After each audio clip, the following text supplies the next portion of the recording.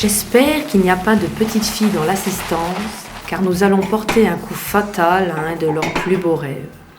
Si d'aventure il y en avait, je leur conseillerais de fermer les yeux un moment, car nous voici dans une maternité pas comme les autres. Pas d'ovaires, ni de spermatozoïdes au moment de la conception. C'est un savant dosage de matières premières protégées par le secret de fabrication qui présidera à la naissance des poupées Petit Colin. Pour la fabrication de ces petits baigneurs et de ces poupées, la firme Petit Colin utilise la méthode traditionnelle du soufflage dans les moules.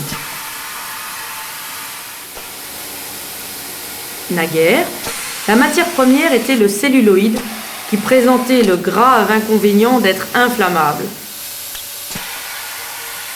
En 1959, il a été remplacé par le polyéthylène qui présente toute garantie au niveau sécurité et assure aux poupées une peau aussi douce que celle d'un vrai bébé.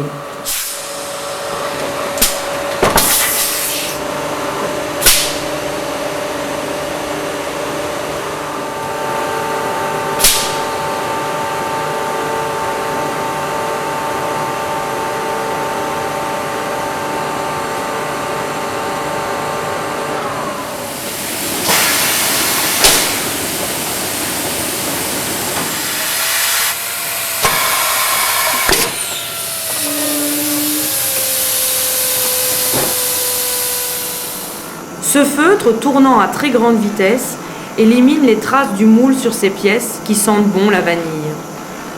Les têtes nécessiteront encore un ébardage complètement manuel. Au fil de la fabrication, vous constaterez que les ouvrières sont polyvalentes. Le fait de passer régulièrement d'une tâche à l'autre les met à l'abri de l'ennui et stimule leur créativité lors de la finition. Un peu d'histoire, voulez-vous ? En 1860, Nicolas Petit Colin crée un atelier artisanal de fabrication de peignes et d'articles de coiffure. Il l'installe à Étain, dans le département de la Meuse, à une petite heure de route au sud de Virton. Chercheur dans l'âme, il finit par maîtriser un nouveau procédé de transformation du celluloïd et il se lance en 1901 dans la fabrication de jouets. Les premiers poupons de chez Petit Colin seraient apparus en 1907, mais la guerre en a effacé toutes les traces. Le premier bébé connu date de 1924. On l'appellera baigneur, puisque pour la première fois, on pouvait jouer avec lui dans le bain et le laver sans risque de le détériorer. Que ce soit par un système de rotule ou grâce à des élastiques, je vous concède que l'assemblage des articulations manque singulièrement de poésie, mais il en est ainsi pour beaucoup de jolies choses. Il vaut mieux ne pas voir l'envers du décor.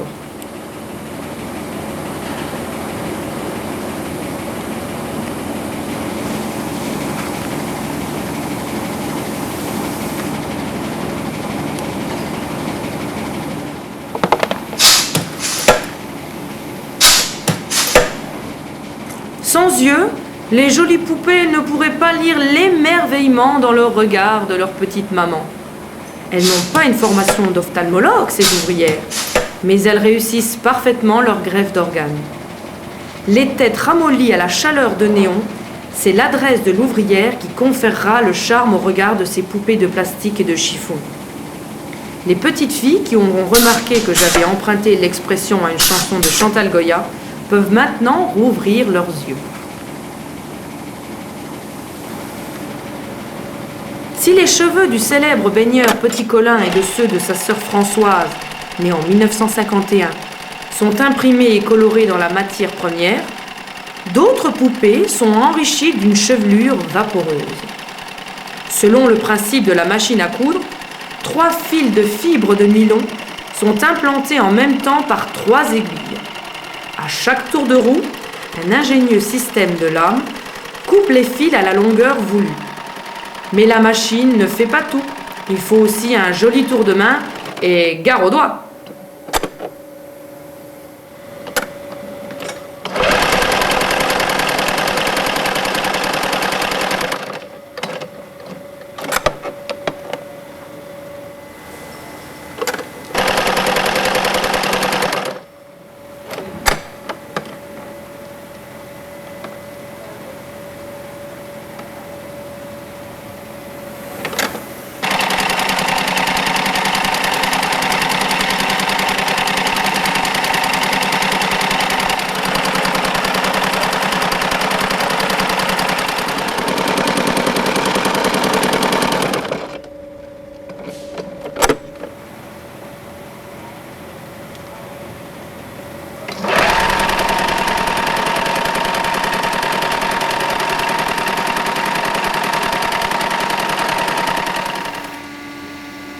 la plupart des poupées ne pratiquent pas le naturisme, il faut songer à les vêtir. Si toutes les pièces de tissu sont découpées à l'usine, beaucoup sont assemblées par des couturières travaillant à domicile. La collection de chez Petit Colin contient près de 1000 modèles différents, depuis les robes et pyjamas traditionnels jusqu'aux vêtements à la mode du jour.